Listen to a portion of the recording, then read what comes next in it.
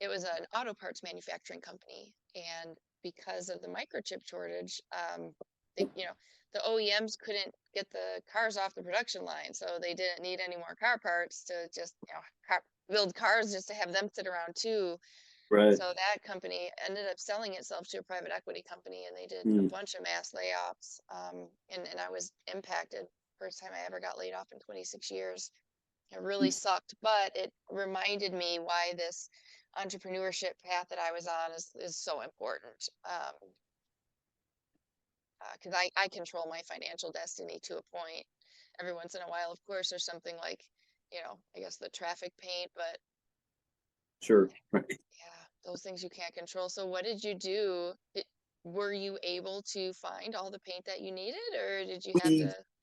we scrambled. We did what we had to do. I bought paint at a higher cost than I normally would have at other locations, but it was, there were a couple of occasions where we had to put off a project because we didn't have the material, or we had to tell a customer that we can't get white right now, so we have to paint it all yellow. And they most of the times they would acquiesce and say okay, but it it was just do whatever we had to do, figure out a way to survive. And Yeah.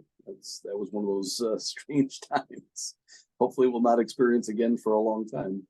Yeah. So do you have any theories about why your retail business is slower than you'd like it to be right now? So we have a good local following. It's the online sales, and I have not really. So I've tried using SEO, and I've tried other methods of. SEO is not good enough. It takes years to build up the way, Right. it's not a fast solution at all. No, looking for the fast solution. I was looking for the solution.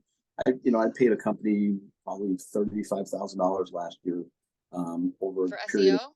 yeah, for over a period of 10 months to try and bring in some sales. And I was no better off after month 10 than I was after month one. So, and I understand it's not a quick fix, but I was looking for at least some uptick in the sales, and I could not, and a lot of it was they tried to blame it on the platform I was using, which is not I'm not a Shopify sales customer, store. It's a more complicated storefront, which, based on we have over 10,000 items, I don't think Shopify can handle us. Right, Um, that's right. and so they complained about that. There was supposedly some changes with the algorithms in Google. There was this, there was that. There was like 15 reasons why we weren't seeing the kind of traffic that we should have been seeing, and why we weren't Good ranking. 35,000 bucks. Oh yeah, right. Yeah. So basically, I was disappointed because there was a lot of promises that, and they weren't promising results, but they were showing me, this is what should be happening after, month one, after month two, after month five, after, It's and all BS. Have yeah, you we were no. tried using ClickFunnels at all? No, I'm not. So that's one of the things that I really need to get better at, and I need to Yeah. find what I really need to do is I need to bring in a manager for that portion of my business that understands a lot of that stuff, Yep. that can help, to really promote the online sales. Right. I mean, as far as, like I said, local sales were okay.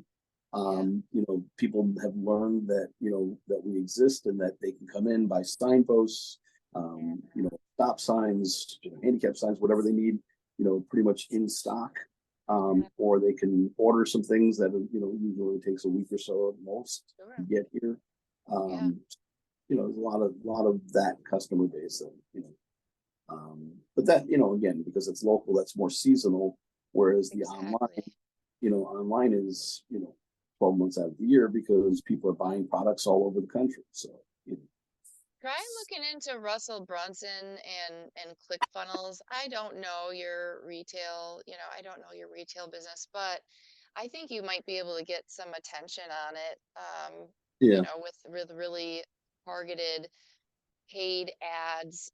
right. Did your marketing group try paid ads into like specific landing pages and stuff? Yeah, I'm looking at SEM next, but they for what they wanted to charge me to manage my SEM campaign was ridiculous. You So should just hire somebody, you should just hire like a person to do it, like with the right. size of your company. And because those guys will just continue to fleece you. Oh yeah, They're never gonna learn your business well enough to right. like do a good enough job. No Exactly. way. Yeah. So that's where I've kind of come to. So I am talking to a couple of different people about, updating and doing some other stuff for my site itself to make Yeah. it, a little bit more user friendly. Not that it's not, but it's, I have a different view of what user friendly is than most other people.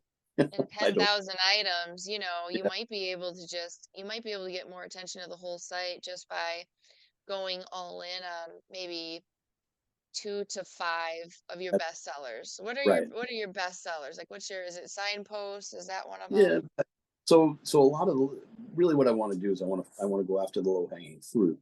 The item. So there's a lot of items that ship for free. And so it's easy. They pick it, they order it, it comes through. I process it. If we have it in stock, I might ship it from here. Otherwise, I'll put a PO together and send it to the distributor or to Sure. the vendor and have them ship it out, drop ship it. We never touch it. Um, Mhm. that's my goal. That's what I'm trying to get to is enough of those orders that I don't have to be on the phone checking shipping quotes, doing right now we're probably pretty highly ranked for concrete wheel stops Okay. because we get a lot of phone calls for those. The problem with Interesting. that, yeah, and people want to buy 5 or they want to buy 2, and you have to explain to them that in order to ship 2 of them, it's going to cost you, 5 times, 10 times as much as the item to ship it to you in Phoenix, Arizona. And they don't want to hear that. They want to know how come it doesn't ship for free. Well, because this is an Amazon, you know, Heavy? right? And a regular truck won't take it. They have to ship on a flatbed, and you're 1,500 miles from the source. So, you know, That almost seems like it would have to be something that was like more locally sourced. Otherwise, how could you make money on there it? are, Maybe you have a good way, but can't think of yeah, it. and I try to steer them towards local companies. The thing with that is finding a good local company because most people don't even know where to start the process. I The wouldn't know.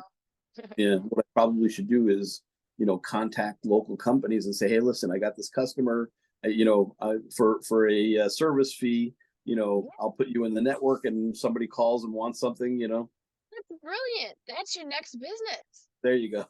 I'll put you in The touch with them. network for I mean, that's awesome because it would be reciprocal, it'd be reciprocated Right. for sure. Right, right. So we'd have to, I don't know. There's a way of doing that would be profitable probably, but realistically, and I say, and part of the problem is people don't read. So I have in my website, for anything less than 20 or 30 concrete wheel stops, it's not feasible for shipping, but there's no way to get that through to people, and they call and they think that you can ship, you know 5 of them for 200, $150 or something. And like, nope, nope, not gonna happen. So What do you have to do? You have to rent a whole flatbed truck? yeah, This well, basically that's it. So they have to ship on a flatbed because the lighter ones weigh 160 pounds each, and they're yeah. 6 foot wide. And so if you have an 8 foot wide box truck, it's hard to maneuver them. And so I tried shipping them LTL, on a box truck, Yeah. and they got to the site, got to the manufacturer's location and refused pickup because of the fact that they couldn't get it in and turn them around and do whatever they needed to do. And so, you're talking about when you buy 5 of them, you're almost 1,000 pounds, Yeah. and 6 foot long, 1,000 pounds, does not bode well. So No. Oh my gosh, that sounds like a mess. yeah.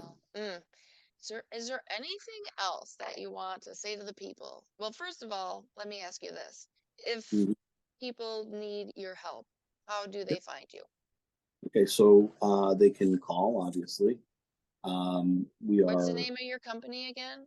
okay. So it's the Ground Up Strategies, but that's our parent company. So it's the Ground Up Stores. So it's the ground-up.com. We also have our service side, which is the ground up SSI, and that is the ground up SSI.com. And we have our retail location where we can also help with service items in Machesney Park, Illinois. Okay. And we're on North 2nd Street, just off of the highway. And we are also, they can reach me on my email. DPS, it's Charlie Peter Sam at gusinc.net. CPS stands for Chief Problem Solver. That's my Oh, I love that. that's That's on my good. I love that. yeah. So I'm not a CEO type. I'm a little bit too more on. So you know, that was my title I chose. So yeah, we're here. We're available. You know, we sell products and ship them nationwide. So anybody needs anything for the parking lot, we can help them. That's totally awesome. Do you have anything else you want to say to the people before we get going? You know, I think so one of my philosophies, you know, we're talking about a little bit about risk and such.